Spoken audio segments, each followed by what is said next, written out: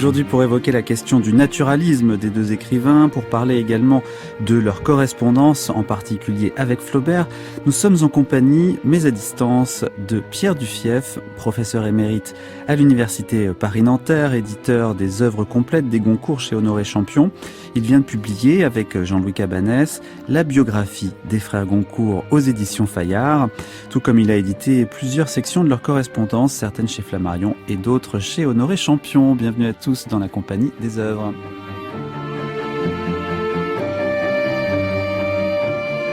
Après ma mort, il sera trouvé dans ma petite armoire de boulle, placée dans mon cabinet de travail, une série de cahiers portant pour titre « Journal de la vie littéraire », commencé par mon frère et moi le 2 décembre 1851. Je veux que les cahiers auxquels on joindra les feuilles volantes de l'année courante, qui seront dans un buvard placé dans un compartiment de ma bibliothèque, près de ma table de travail, soient immédiatement cachetés et déposés chez Maître Duplan, mon notaire, où ils resteront scellés 20 ans, au bout desquels ils seront remis au département des manuscrits de la Bibliothèque nationale et pourront être consultés et livrés à l'impression. Si la garde de ces volumineux manuscrits chez le notaire faisait quelques difficultés, ils seraient aussitôt remis à la Bibliothèque nationale, mais ne pourraient jamais être consultés et livrés à l'impression qu'au bout de 20 ans. Enfin, si par impossible, la Bibliothèque nationale refusait le dépôt, je demanderai à la famille Daudet de les garder jusqu'à l'expiration des 20 ans.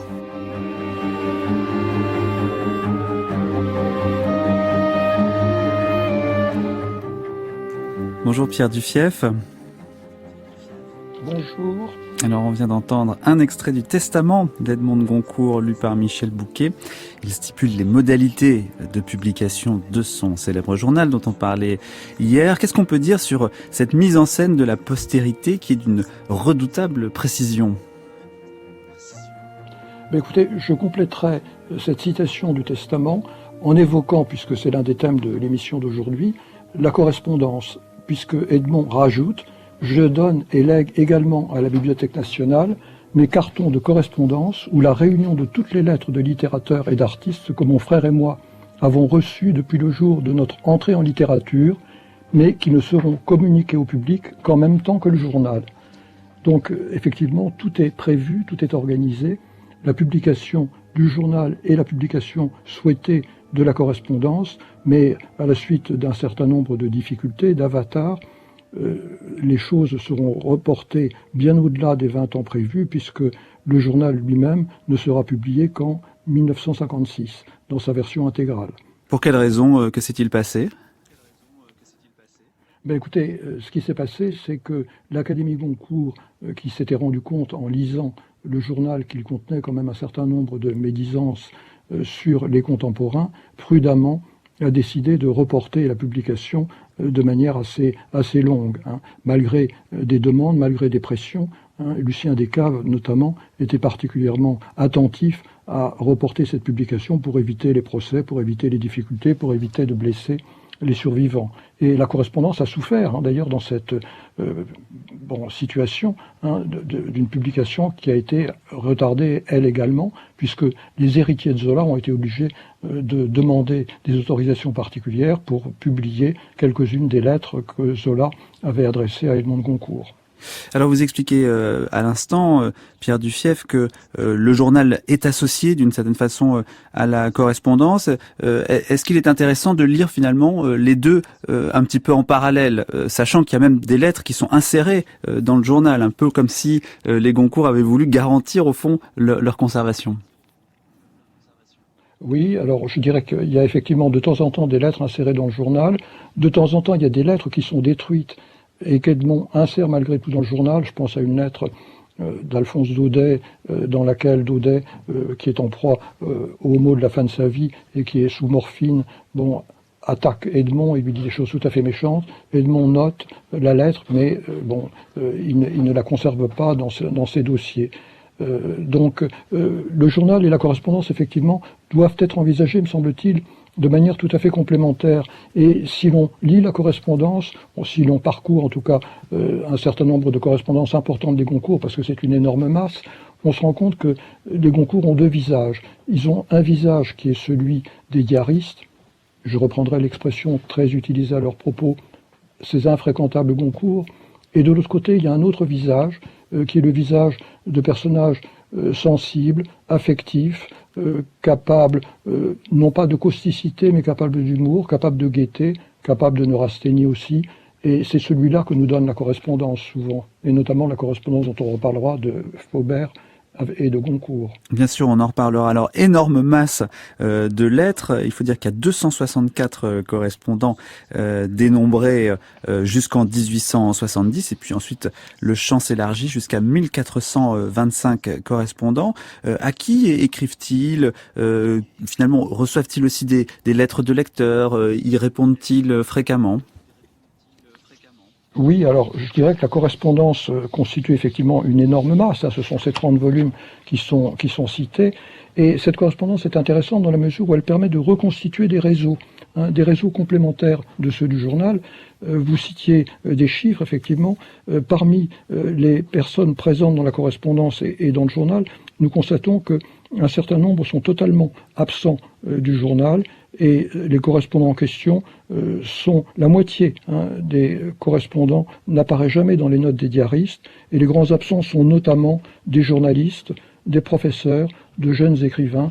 Le journal conserve plutôt la célébrité et la correspondance conserve à la fois la célébrité et l'anonymat. Alors quel est un peu... Donc elle nous donne une vision. Quel est, le ton de ces lettres? Elles sont peut-être assez différentes en fonction de leur auteur, si c'est Jules ou si c'est Edmond, mais est-ce qu'on peut essayer de caractériser un petit peu l'effet, en tout cas, que leur lecture nous laisse? Alors je dirais que la lettre varie en fonction de beaucoup de choses. Elle varie en fonction à la fois de l'auteur, si c'est Jules ou si c'est Edmond, le style est différent.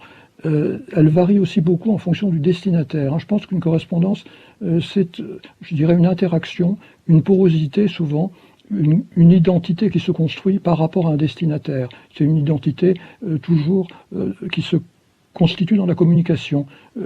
Edmond de Goncourt et Jules ne sont pas les mêmes avec Flaubert que Edmond le sera ensuite avec Alphonse Daudet. Il y a donc une sorte de diversité très grande de l'écriture. Il y a un mimétisme de Flaubert, il y a un mimétisme de Daudet qui amène des écritures tout à fait variées. Alors ce qui pourrait caractériser la correspondance des Goncourt, en tout cas celle de Jules, qui à mon avis est une correspondance de bien meilleure qualité. Edmond écrit surtout des billets, il est plus laconique.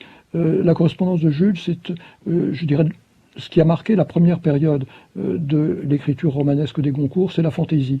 C'est une créativité verbale, c'est une capacité ludique. La lettre est constamment jeu, sourire, plaisanterie. Elle est aussi chose vue. Et je pense qu'il y a une gaieté fondamentale, surtout dans les lettres de jeunesse, qui est très caractéristique de la manière de Jules. Une parole en liberté. Et puis il y a donc les lettres à Flaubert alors. Oui, il y a les lettres à Flaubert qui constituent, je dirais, un massif relativement important, puisque la correspondance entre les Goncourt et Flaubert a duré 20 ans, entre 1860 et 1880, la période, le moment de la mort de Flaubert, et cette correspondance a été conservée totalement en ce qui concerne les lettres de Flaubert, puisqu'elles sont dans les archives Goncourt, de manière moins complète en ce qui concerne les lettres d'Edmond de Goncourt, dans la mesure où Flaubert était beaucoup moins attentif peut-être à conserver ses lettres.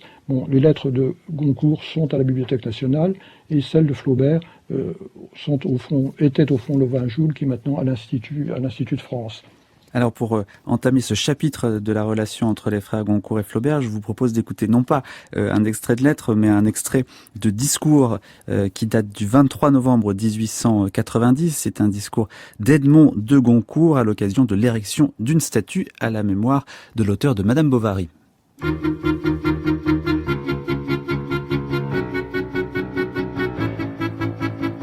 Après notre grand Balzac, le père et le maître à nous tous, Flaubert a été l'inventeur d'une réalité, peut-être aussi intense que celle de son précurseur, et incontestablement d'une réalité plus artiste, d'une réalité qu'on dirait obtenue comme par un objectif perfectionné, d'une réalité qu'on pourrait définir, d'après nature, rigoureuse, rendue par la prose d'un poète.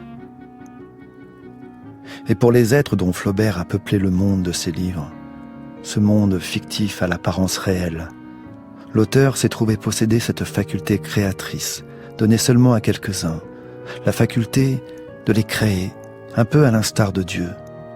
Oui, de laisser après lui des hommes et des femmes qui ne seront plus, pour les vivants des siècles à venir, des personnages de livres, mais bien véritablement des morts, dont on serait tenté de rechercher une trace matérielle de leur passage sur la terre.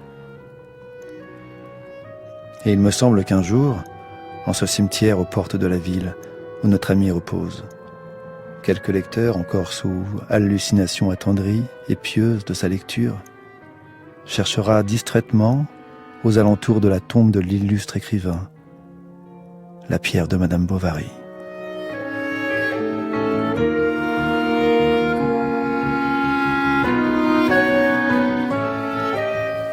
Lecture par Michael Cohen. Qu'est-ce que vous pouvez nous dire déjà pour commencer, Pierre Duffièvre, sur leur relation? Je crois qu'ils se sont rencontrés en 1857 pour la première fois dans les bureaux d'une revue qui s'appelait L'Artiste. Oui, tout à fait. C'était une revue qui était dans le 9e, qui était rue Laffitte, et où se retrouvaient les écrivains, et qui à l'époque était dirigée par Théophile Gautier, qui va servir d'intermédiaire entre les Goncourt et Flaubert. Donc ils font connaissance dans les bureaux de cette revue, où Edmond et Jules avaient commencé à publier.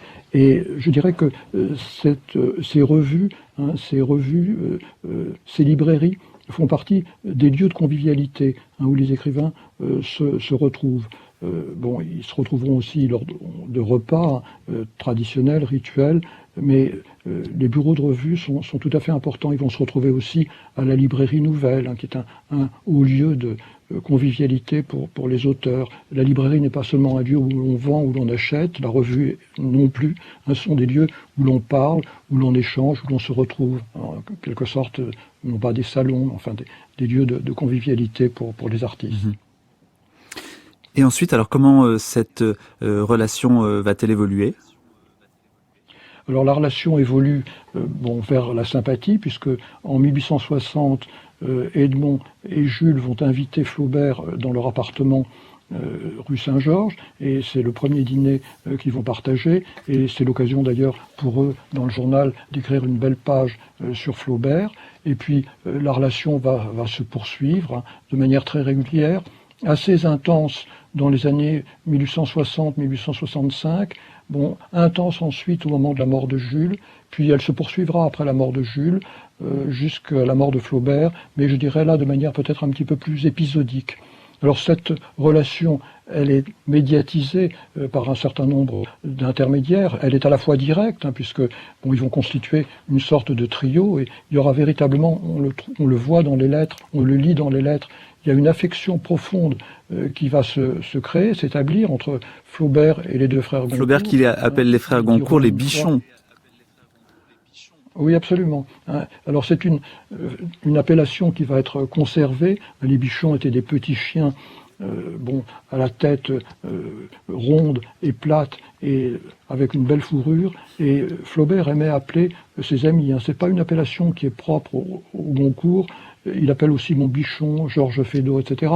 Mais l'appellation aura beaucoup de succès à propos des Goncourt, puisque la princesse Mathilde elle-même l'utilisera à leur propos. Alors, ce que vous disiez sur la librairie me fait penser qu'il y a tout un tas de rites qui vont scander un petit peu la relation entre Flaubert et ces bichons-là. Et ces rites ont en effet leur lieu, la librairie, mais aussi, et je dirais peut-être même surtout, un certain nombre de dîners. Il y avait plusieurs dîners qui étaient organisés ici et là dans des restaurants. À quel point est-ce que c'était important cette sociabilité des dîners, pour cette relation-là dont on parle, mais peut-être un petit peu de manière plus générale pour les écrivains du 19e. Oui, alors on s'aperçoit effectivement que ces écrivains qui prônent le cénobitisme, le repli, le retrait, finalement, on pratiquait volontiers ces formes de convivialité qui étaient les repas. L'Académie Goncourt, d'ailleurs, finalement, a poursuivi cette tradition avec ces traditionnels repas. Alors les repas étaient l'occasion de rencontres informelles. Alors on pourrait en citer plusieurs repas importants. Alors tout d'abord les repas qui réunissent les écrivains dans le restaurant Magny, à partir de 1862, un petit groupe d'artistes, d'écrivains plus exactement, vont se retrouver dans un restaurant qui était très gastronomique, qui se trouvait rue de la Contrescarpe Dauphine. Donc les dîners Magny sont peut-être les plus célèbres, ceux qui sont restés le plus à la postérité. Sont les plus célèbres, sont les plus célèbres. C'est ça, ils sont restés dans la postérité, et c'est là qu'aurait été créé le fameux Tourneau Rossini, chez Magny. Et donc, il y a véritablement, il y a des rencontres entre écrivains où on retrouve aussi des savants, puisque les dîners Magny sont fréquentés par les Goncourt, par Flaubert, parfois par George Sand, par Marcelin Berthelot, par Ernest Renan. Alors ces dîners sont parfois surnommés les dîners des athées, parce qu'ils étaient caractérisés par un certain anticléricalisme, et ils seront de la part d'un écrivain catholique Veuillot qui écrit dans l'Univers, les victimes d'articles assez sévères. Donc les conversations portent sur des sujets très divers, sur la philosophie, sur la politique, sur la littérature, et on en a le compte-rendu assez détaillé dans le journal des Goncourt. Le journal des Goncourt, c'est une série de sténographies de conversations qui ont été prises pratiquement sur le vif et qui nous permettent de reconstituer ces convivialités, ces échanges. Alors à côté des dîners Magny, après 1870, on aura les dîners Bréban. Jules est mort, mais qui vont poursuivre dans un restaurant parisien également. Et puis on aura le dîner des auteurs sifflés, qui va rassembler essentiellement et régulièrement des auteurs célèbres, mais dont les pièces de théâtre ont été sifflées, Flaubert, Daudet, Zola, Edmond de Goncourt et Tourguenieff, et qui se retrouveront autour d'agapes devenues elles aussi rituelles. C'était, je dirais, ces célibataires recevaient peu facilement chez eux, et pour se retrouver finalement, il fallait qu'ils trouvent des formules, et le restaurant en était une tout à fait adaptée. Alors vous dites qu'il parle de philosophie, de politique, de littérature, certes, mais pas seulement. Voici également ce qui se dit dans ces dîners.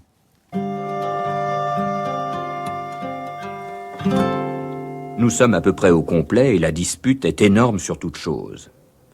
Boileau est bien plus poète que Racine, crie Saint-Victor. Bossuet écrit mal, affirme Flaubert. Renan et Taine mettent la bruyère au-dessous de La Rochefoucauld. Nous poussons des cris de pan. La bruyère manque de philosophie, crie-t-il. Qu'est-ce que c'est que ça? Renan se rabat sur Pascal, qu'il proclame le premier écrivain de la langue française. Un pur cul, Pascal, crie Gautier. Saint-Victor déclame du Hugo. Taine dit « Généraliser la particularité, voilà tout Schiller. Particulariser la généralité, voilà tout Goethe. » Flaubert, qui est verbeux ce soir encore plus que d'habitude, affirme que le coït n'est pas du tout nécessaire à la santé de l'organisme, que c'est un besoin que notre imagination crée. Taine lui fait observer que cependant, lui, qui n'est guère baiseur, quand tous les 15 jours ou les 3 semaines il se livre au coït, il est débarrassé d'une certaine inquiétude, d'une certaine obsession, qu'il sent sa tête plus libre pour le travail. Flaubert de répondre qu'il se trompe, que l'homme n'a pas besoin d'une émission séminale, mais d'une émission nerveuse, et que, comme lui, Taine baise au bordel. Il ne doit éprouver aucun soulagement, qu'il faut de l'amour, qu'il faut de l'émotion. On se bat là-dessus pendant tout le dîner. On fait le tour du monde sur la question. Madame Sand fait son entrée en robe fleur de pêcher, une toilette d'amour, que je soupçonne mise avec l'intention de violer Flaubert. On croirait voir Pasiphae et... Le grenier sera un lieu où véritablement, à partir de 1885, Edmond adoubera véritablement ses disciples. Je pense que les dîners ont une dimension d'échange, effectivement, intellectuel, de discussion. Je ne suis pas sûr que ces discussions, d'ailleurs, aient jamais modifié profondément les positions des uns et des autres. Les points de vue restent les mêmes. Les oppositions, par exemple, entre Taine, Flaubert, qui est en train de se créer une littérature qui a pour but les grandes ventes. Ça sera la littérature de Daudet, ça sera la littérature de Zola, une littérature qui flatte le public. Peut-être que Goncourt aurait été bien content d'être plus reconnu par le public, mais enfin, il y a au départ un refus de cette hypermédiatisation, une distance vis-à-vis des journaux, une distance forte vis-à-vis de la presse, donc qui les ancre dans des positions communes. Alors, Par ailleurs, leur statut social est quand même assez voisin. Flaubert et les Goncourt appartiennent à cette génération des rentiers. Flaubert est plus riche que les Goncourt. Enfin, les Goncourt ont quand même une certaine aisance qui leur permet de vivre à l'abri des difficultés sans être obligés de se consacrer à des tâches rémunératives comme les tâches du journal. Alors, bon, ce sont les points communs. Alors évidemment, un certain nombre de divergences apparaissent. Je pense que Flaubert est beaucoup plus attaché à la construction, à la cohérence de ses romans. Les Goncourt, on l'a rappelé hier, pratiquent une écriture de l'éclat, du morceau, du morcellement, du fragment. Flaubert se documente essentiellement à partir des livres. Avant d'écrire Salammbô, il va consulter des dizaines de milliers d'ouvrages. Les Goncourt ne pratiquent pas cette documentation livresque systématique, ils pratiquent plutôt l'écriture à partir du document humain. Et sur le plan du style, Flaubert est très attentif, très sensible à la question des assonances, à la question de la sonorité de la phrase qu'il fait retentir dans son gueuloir. Il lit à voix très forte ses phrases pour voir si ça sonne bien, alors que les Goncourt sont peu attentifs à cette dimension, et pour eux, le but de l'écriture est d'abord de leur fameuse écriture artiste, de rendre de manière aussi directe, aussi immédiate que possible, les sensations vécues. Donc cela fait que Flaubert n'aime pas tellement leur roman La fille et Elisa, qu'il trouve sommaire et anémique, même s'il lui reconnaît aussi des qualités. Et puis de leur côté, les Goncourt n'aiment pas tellement Salammbô, parce qu'ils ont l'impression que c'est un petit peu trop académique finalement comme sujet. Est-ce qu'il y a une ligne de partage qu'on peut essayer de préciser encore ? Écoutez, effectivement, à propos de Salammbô, les Goncourt vont exprimer... c'est un roman auquel, indirectement, ils ont participé, puisqu'ils ont documenté Flaubert, ils ont très longuement suivi la jeunesse de cette œuvre. Flaubert leur faisait ses confidences, et il évoquait toutes ses difficultés à écrire. Les Goncourt lui ont fourni quelques petits documents. Mais effectivement, dans le journal, on lit des remarques très, très critiques sur Salammbô, où ils trouvent que les frères Goncourt trouvent que l'effort a été excessif et qu'on reste effectivement dans une tradition peut-être un petit peu académique du roman historique, si ce n'est déjà par le sujet. Les Goncourt sont plus attachés dans leurs romans à peindre le monde moderne, la modernité, la vie populaire du monde moderne, qu'à peindre l'Antiquité. Et pour eux, l'Antiquité est quelque chose qui est tout à fait négatif. Reprenant une formule de journal, l'Antiquité c'est le pain des professeurs, et ils s'opposent fortement à cet égard à Flaubert, et ils vont s'opposer aussi à leur ami Paul de Saint-Victor, qui est un grand tenant, un grand passionné de l'Antiquité.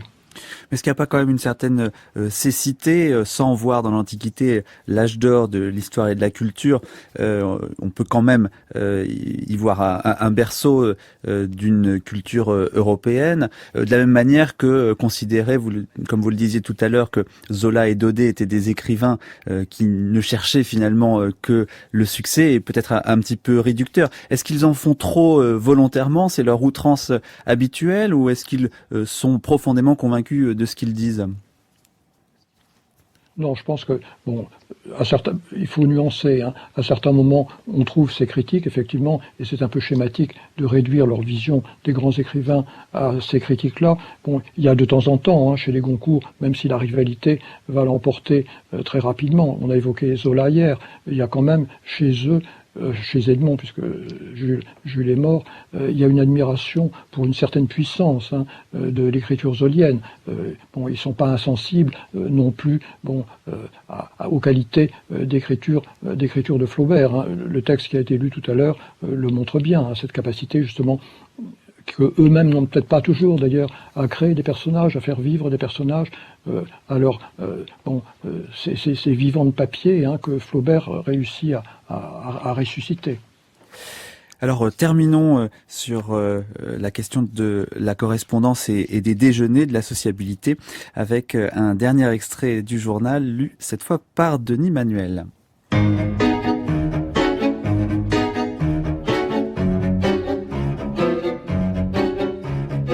On déjeune à 10 heures. Au dernier coup, quand l'aiguille est sur 10 heures, chacun se met à table sans attendre. Madame Sand arrive avec un air de somnambule, reste endormie tout le déjeuner. Après le déjeuner, on va dans le jardin, on joue au cochonnet, ça la ranime. Elle s'assied et se met à causer. On cause généralement à cette heure-là de choses de prononciation, par exemple sur la prononciation de ailleurs et de meilleur. Mais le grand plaisir de causerie de la société, ce sont les plaisanteries stercoraires. Oui, la merde, l'épais, c'est le fond de la gaieté. Marshall a beaucoup de succès avec ses vents. Mais par exemple, pas le plus petit mot sur le rapport des sexes.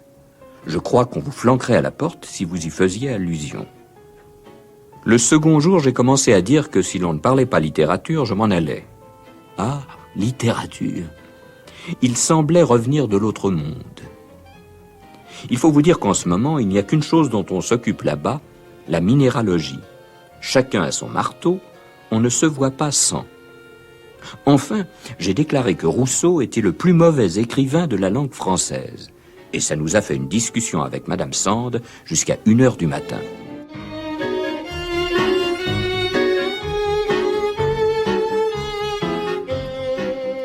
La Compagnie des Heures, Mathieu Garrigou-Lagrange.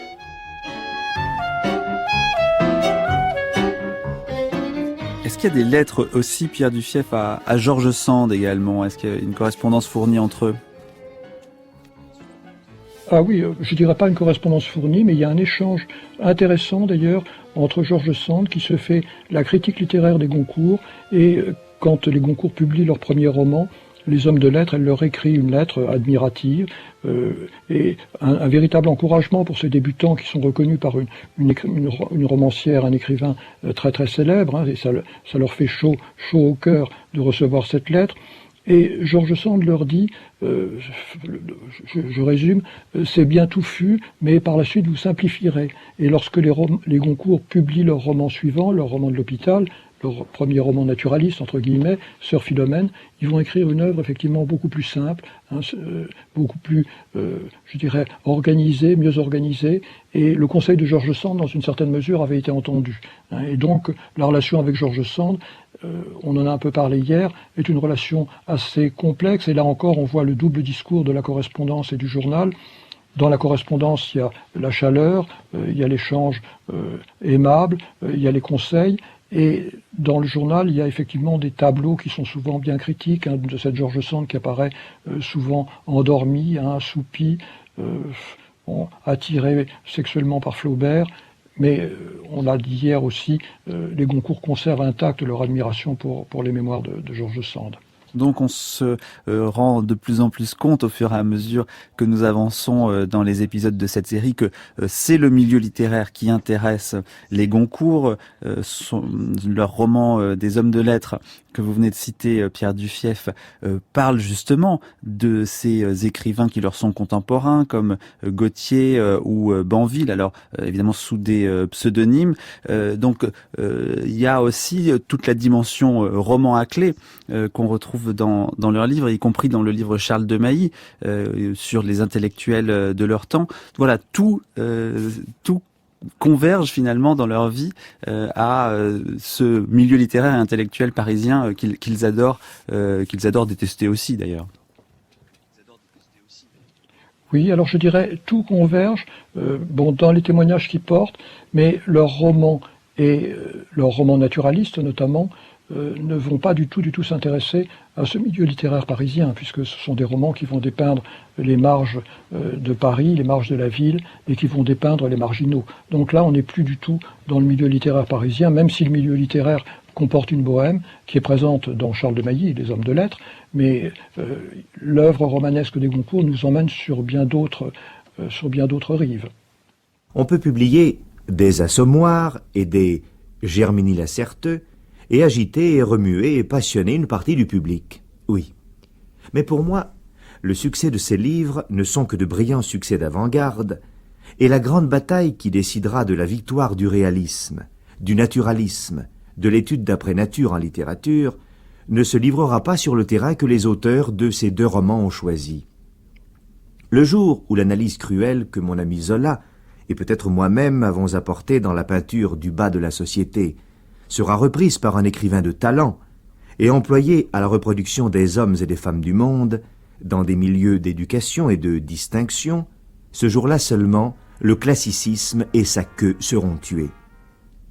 Ce roman réaliste de l'élégance, ça avait été... Dans le cadre du combat, de la lutte entre Zola et Goncourt, ou plutôt entre Goncourt et Zola, Goncourt essaie constamment de dépasser Zola et d'envisager des perspectives nouvelles qui permettront de faire de Zola un auteur un peu archaïque. Alors les Goncourt eux-mêmes ont écrit quand même de grands romans consacrés au peuple, Germigny-Lacerteux en 1865, Sœur Philomène dans une moindre mesure en 1861, et Edmond poursuit quand même encore en 1877 avec La fille Elisa, qui est un roman qui met en scène une prostituée, et cette prostituée commet un crime, et à la suite de ce crime, elle est enfermée en prison, et ce roman devient le roman de la prisonnière.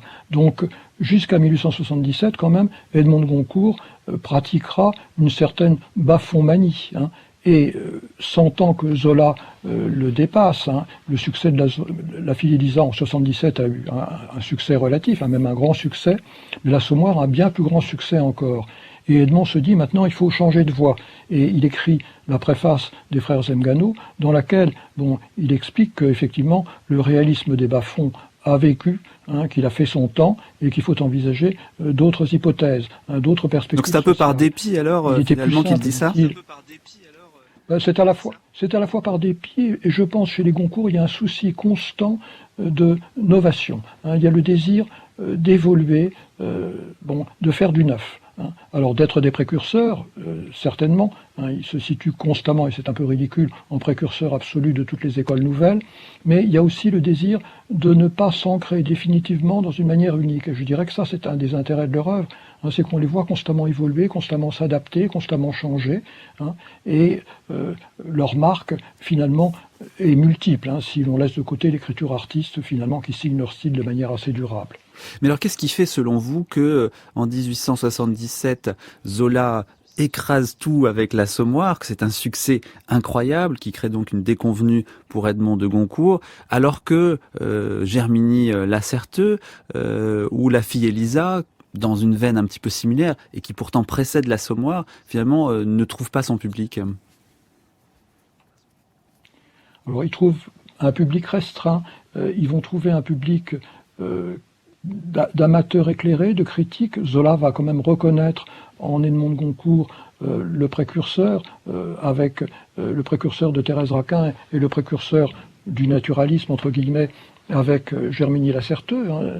C'est une œuvre qui n'a pas la puissance épique de celle de Zola, ça n'a pas la puissance épique de l'Assommoir. Ça, malgré tout, les Goncourt n'ont pas de souffle. Ce sont des auteurs du détail, sont des auteurs qui pratiquent la micromanie, l'observation du minuscule, alors que Zola est dans la macromanie, il est dans l'emphase, il est dans la puissance. Et je pense que cette puissance a entraîné davantage de public que les observations détaillées et minutieuses et artistes des Goncourt. Autrement dit, les Goncourt se perdent un peu dans la subtilité des détails de leur écriture artiste et perdent de vue l'histoire à raconter, c'est-à-dire le roman dans sa globalité. Alors, ils sont capables quand même de construire une intrigue. Dans certains de leurs romans, Les Hommes de lettres, Charles de Mailly, Manette Salomon, dans une certaine mesure aussi, l'intrigue est foisonnante, un peu complexe.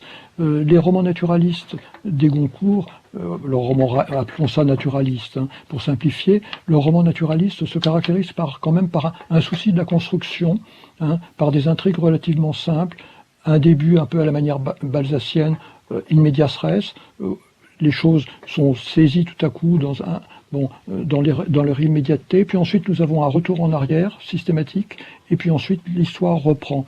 Et ce type de construction, malgré tout, organise le récit de manière assez cohérente. Mais ce qu'il préfère, c'est peut-être à la fin de décrire des images. C'est quand même une écriture très très visuelle. Et du coup, on imagine que s'ils avaient vécu du temps du cinéma, c'est peut-être des gens qui auraient fait de très belles images. Ah, absolument. Absolument. Je pense que l'art du gros plan, est chez eux constamment pratiquée. La fille Élisa commence par une scène de tribunal. Le soir, la nuit venue, les Goncourt décrivent les juges, décrivent dans la semi-obscurité qui gagne la salle, ils décrivent l'accusé. Bon, c'est véritablement un gros plan cinématographique. Le début de René Mauprin, une jeune fille qui se baigne dans la Seine. On ne sait pas exactement de quoi il s'agit, mais là encore un gros plan qui suscite l'interrogation et les questions du lecteur. Germini Lacerteux, de la même manière, ils ont véritablement un art de l'image, un art de la description qui est pré-cinématographique. Dimanche 22 août 1875. Aujourd'hui, je vais à la recherche de documents humains aux alentours de l'école militaire. On ne saura jamais, avec notre timidité naturelle, notre malaise au milieu de la plèbe, notre horreur de la canaille, combien le vilain et laid document avec lequel nous avons construit nos livres nous a coûté. Ce métier d'agent de police consciencieux du roman populaire est bien le plus abominable métier que puisse faire un homme d'essence aristocratique. Mais l'attirant de ce monde neuf, qui a quelque chose de la séduction d'une terre non explorée pour un voyageur, puis assez vite la tension des sens, la multiplicité des observations et des remarques, l'effort de la mémoire, le jeu des perceptions, le travail hâtif et courant d'un cerveau qui moucharde la vérité, grise le sang-froid de l'observateur et lui font oublier dans une sorte de fièvre les duretés et les dégoûts de son observation.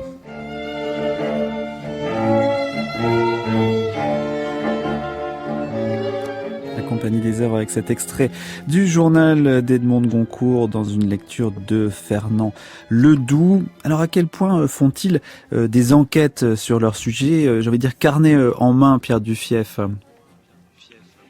Alors ils font des enquêtes, ce carnet en main, bon, le passage qui vient d'être cité le montre bien. Lorsqu'ils écrivent La fille Élisa, bon, ils vont se promener dans les quartiers populaires de l'école militaire pour reconstituer le décor qu'ils vont présenter. Les bordels militaires après la guerre de 70 s'étaient multipliés.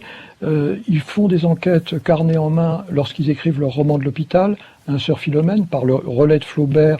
Ils sont mis en relation en 1860 avec des médecins et ils vont assister à quelques scènes hospitalières, la visite de Velpeau à l'hôpital de la Charité, la promenade du soir, ils assistent à un repas d'interne. Donc il y a chez eux, mais comme ils le notent dans le journal, nous avons fait 10 heures d'observation pour écrire ce roman. Donc c'est à la fois à dire qu'ils ont une capacité d'observateur extrêmement grande, puisqu'en 10 heures ils réussissent à saisir un milieu, mais ils saisissent, disent-ils, plus un décor finalement que des personnages. Mais le carnet d'enquête pour eux n'est quand même peut-être pas essentiel. Ce qui leur importe surtout dans leur roman, c'est de réinvestir des documents intimes, des documents vécus, leur propre histoire. Ils pratiquent vraiment un réalisme de proximité. Ils vont pas chercher à l'extérieur, comme le fait Zola, une information qui leur est étrangère. Ils essaient de nourrir leurs œuvres de sentiments, de choses observées, de choses vécues. Un exemple particulièrement frappant, lorsque la fille Élisa meurt, Edmond va réinvestir la fin de l'agonie de son frère Jules dans cette incapacité qu'elle a de prononcer un mot. Jules est mort aphasique. Donc constamment, ils réinvestissent des personnages, ils réinvestissent des souvenirs vécus, heureux ou la plupart du temps malheureux, dans les différents personnages qui dépeignent. Donc dans cet intérêt de l'ensemble des écrivains naturalistes, encore une fois avec tous les guillemets qui s'imposent, et donc des Goncourt pour toutes les classes sociales et entre guillemets les basses classes, est-ce que vous avez l'impression qu'il y a un mépris envers eux ou envers elles, une espèce de haine du peuple, comme on l'a entendu un peu dans l'extrait du journal qui était la lecture précédente, ou est-ce que au contraire on est quand même finalement dans une sorte de réhabilitation par un intérêt appuyé justement à des personnes qui se retrouvent dans les classes les plus défavorisées de la société? Alors, les Goncourt veulent dépeindre le peuple de manière très réaliste. Ils s'opposent à Victor Hugo lorsque Victor Hugo écrit Les Misérables et qu'ils le lisent en 1862, il considère que ça n'est pas une peinture du peuple, que c'est une peinture du peuple totalement idéalisée et totalement fausse. Donc ils vont peindre le peuple dans sa réalité, dans sa misère, dans sa physiologie. L'importance du corps a déjà été évoquée et soulignée, hein, c'est un des traits du naturalisme. Alors, le peuple, pour eux, c'est effectivement le peuple vu par des bourgeois. On peut constater que le peuple qu'ils envisagent, c'est le monde des services. C'est une domestique dans Germigny-la-Certeux, c'est une religieuse hospitalière d'origine très populaire dans Sœur Philomène, c'est une prostituée dans La fille Élisa. Et c'est donc un peu par le biais du service que s'établit un rapport très problématique avec le peuple. Ce rapport est marqué par des dysfonctionnements. Germigny est l'histoire d'une fille de l'aristocratie, qui est la projection un petit peu des deux frères, une vieille fille de l'aristocratie, dont la vie domestique est détraquée par les crises d'une domestique nymphomane. Donc il y a une distance quand même vis-à-vis de ce peuple qui est proche d'eux. Il y a chez les Goncourt sans doute un certain paternalisme qui va les amener à adopter vis-à-vis du peuple une attitude quand même de compassion, une attitude de charité. Dans Sœur Philomène, il prône quelques mesures entre guillemets sociales. Il considère qu'il faudrait augmenter le salaire des infirmières. Il considère qu'il faudrait mieux aérer les salles d'hôpital. Dans Germigny-la-Certeux, il considère que la condition des domestiques et les misérables chambres de bonne qu'ils habitent est difficilement admissible.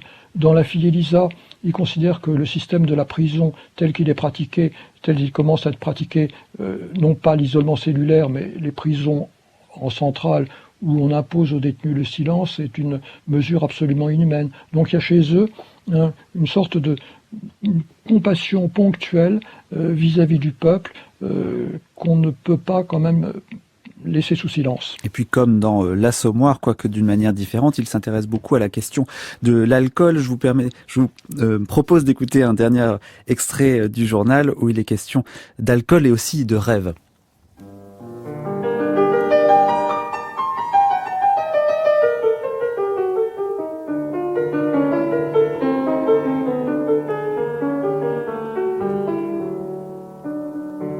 Ma maîtresse est là, à côté, couchée et saoule d'absinthe. Je l'ai grisée et elle dort. Elle dort et elle parle. J'écoute, retenant mon souffle.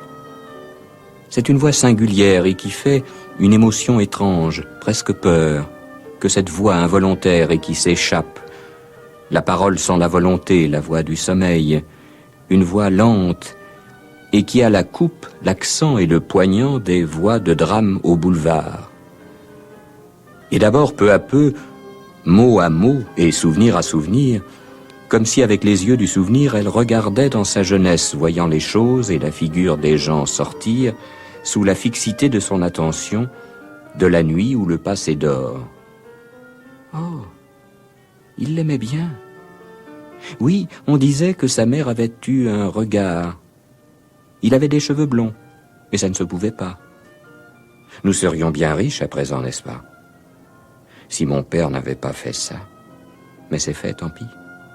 Je ne veux pas le dire.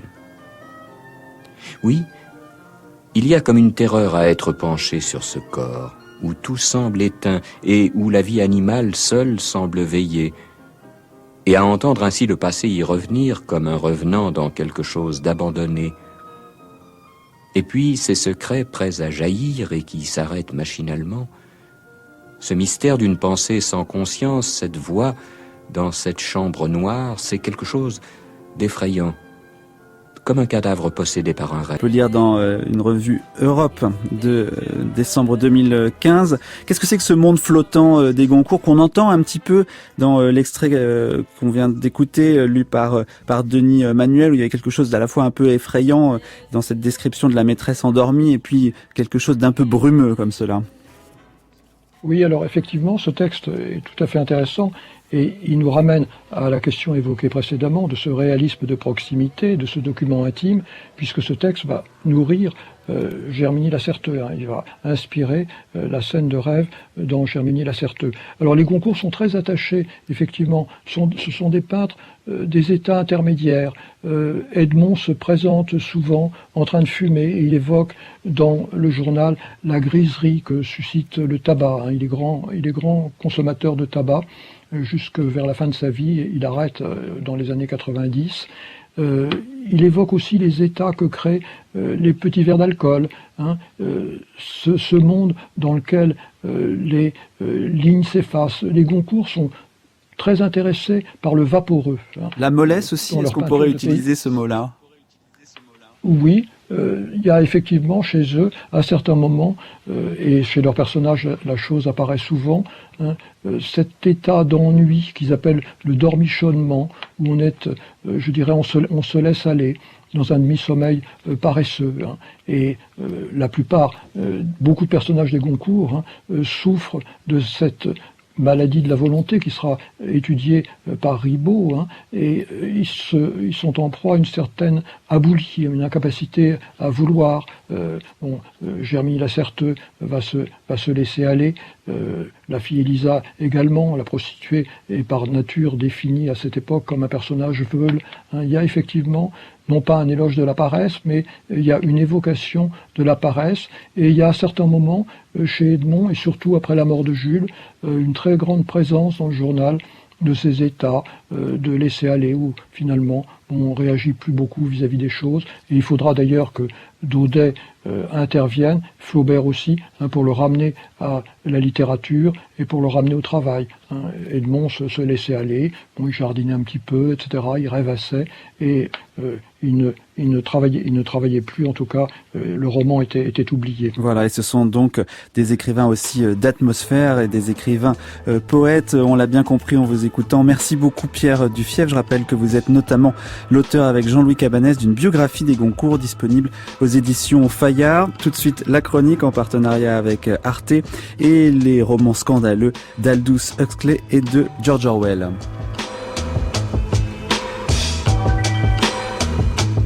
La Compagnie des Heures, Mathieu Garrigou-Lagrange. Les grands romans du scandale, c'est une suite de 6 documentaires sur Arte et sur arte.tv qui racontent l'histoire d'œuvres vilipendées à leur parution et passées ensuite au statut de chef-d'œuvre. On raconte également leurs auteurs. Aujourd'hui, c'est Caroline Benaroche qui vient nous parler des dystopies de Orwell et Huxley, 1984 et Le meilleur des mondes, sujet du documentaire diffusé ce soir à 22h45 et réalisé avec Philippe Calderon. Bonjour Caroline Benaroche. Bonjour. Alors qu'est-ce qui est scandaleux justement dans ces 2 romans, 1984 et Le meilleur des mondes ? Déjà, ce sont des dystopies, c'est-à-dire que ce sont des romans qui présentent le monde tel qu'on le redoute. Et donc, quand on les lit, ces sociétés qui sont décrites ont beau paraître impossibles, impensables, on y trouve des points communs avec la nôtre. Et c'est ce qui en fait finalement des livres scandaleux, parce qu'ils remettent en question nos sociétés et en premier lieu notre rapport à l'autorité. D'ailleurs, à chaque fois que quelque part dans le monde, le pouvoir politique glisse vers une forme de totalitarisme, on repense immédiatement à Orwell et Huxley. Le retour des nationalismes, le règne des big data, des réseaux sociaux, etc., nous renvoie toujours à leurs prédictions. Et donc c'est ce qui en fait quelque part des romans scandaleux, parce qu'ils décrivent des univers qui sont absolument terrifiants. Dans 1984, Orwell imagine un monde où la liberté n'est plus, où Big Brother surveille nos moindres pensées. Dans Le meilleur des mondes, Huxley, lui, imagine un régime totalitaire qui est conditionné par le plaisir et pas par la souffrance. Et donc ce serait beaucoup plus difficile d'en échapper, parce que comment est-ce qu'on va se rebeller contre le plaisir finalement ? Et donc ce sont des romans qui grattent là où ça fait mal. Ils ont créé ce qu'ils appellent la prophétie, enfin ce que certains romanciers appellent la prophétie d'auto-alerte. En fait, c'est une vision qui inspire des dizaines de millions de personnes pour faire en sorte que ce qu'ils ont imaginé n'arrive pas. Voilà, donc c'est, je pense, ce qui fait que ce sont des livres scandaleux. Ils nous font réagir. Mais alors comment il s'est manifesté le scandale à la parution de ces romans ? Alors, pour être honnête, 1984, qui a été publié en 49, a été extrêmement bien accueilli, immédiatement considéré comme un chef-d'œuvre. Churchill lui-même en a fait la promotion et a raconté l'avoir lu 2 fois de suite. Donc le livre n'a pas vraiment créé de scandale parce qu'en fait il dénonçait un système, le communisme, qui était lui-même dénoncé à l'époque, au sortir de la Seconde Guerre mondiale et au début de la guerre froide. En revanche, Le meilleur des mondes, lui, a été édité en 1932 et il a créé un immense scandale dans l'Angleterre victorienne qui était très puritaine à l'époque. Le roman a été salué par la critique, mais plusieurs pays l'ont accusé de prôner la débauche. Parce que dans Le meilleur des mondes, l'amour est libre, le sexe est omniprésent. Si on veut être un bon citoyen, il faut même multiplier les conquêtes amoureuses. Bernard Marx, le héros du roman, se vante d'avoir couché avec 6 femmes en une semaine et ajoute même qu'il aurait pu en avoir davantage. Donc voilà, il y a la drogue aussi. Les citoyens du meilleur des mondes prennent du soma, une drogue artificielle, qui les plonge dans un sommeil paradisiaque. Et ça a créé un immense scandale. Au point même que l'Irlande et l'Australie ont exigé que l'on brûle les livres pour que personne ne puisse les lire. Alors qu'est-ce que vous avez appris vous-même, Caroline Benaroche, en faisant ce documentaire ? J'avais lu en fait ces romans au lycée, j'en avais gardé un souvenir assez fort, mais je ne savais pas à quel point ces œuvres avaient été nourries par la vie de leurs auteurs. Et c'est sans doute ce qui m'a le plus intéressée, en fait, c'est de découvrir leur parcours, apprendre par exemple qu'Orwell comme Huxley ont été scolarisés à Eton, le célèbre collège anglais très huppé. Huxley a été élève avant de devenir professeur, et même le professeur d'Orwell, qui lui était boursier et désargenté. Et donc ce qui a été intéressant, c'est de se rendre compte qu'en fait, Eton est une sorte de matrice, on va dire, qui les a à la fois étouffés, mais aussi inspirés dans la création de leur société hiérarchisée, où les gens sont prédestinés, dont on ne peut s'échapper, etc. Donc ça m'a beaucoup intéressé, voir les ponts, les liens qui existaient en fait entre leur propre expérience et les mondes de leurs romans. Et rapidement, qu'est-ce que vous aimeriez que le spectateur retienne de votre documentaire ? Qu'il faut les lire ou les relire parce que à chaque étape de sa vie et puis évidemment aussi à chaque époque, on trouve quelque chose en fait qui nous aide, qui nous apprend à percevoir, à comprendre et puis peut-être aussi à anticiper le monde qui nous entoure. Donc voilà, ce sont des œuvres qui ont une sorte de permanence, qui traversent les époques tout en restant extrêmement contemporains et qui ne cessent jamais de nous interpeller. Il y a une phrase, le documentaire se termine sur une phrase du meilleur des mondes. Pour résumer, Huxley dit que la société moderne nous fait aimer notre condition d'esclave, qu'elle nous donne un sens illusoire qu'on est aux manettes, alors qu'en fait on s'autorise à se faire manipuler, à penser qu'on est libre alors qu'on ne l'est pas.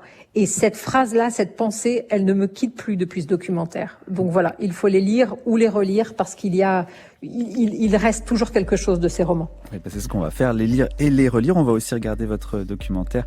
Caroline Benaroche-Georges, Orwell, Aldous Huxley, 1984, ou Le meilleur des mondes, un film réalisé avec Philippe Calderon, ce soir, 22h45 sur Arte. Merci. Compagnie des œuvres, c'est Laurence Millet, Laurence Genepin, Vanessa Prévost, Didier Pinot, Jean-Guilain Mège et Romain Billet. Demain, 4e et dernier épisode de notre série. En première partie, nous parlerons du rapport à l'art des Goncourt et en seconde partie de leur rapport aux femmes.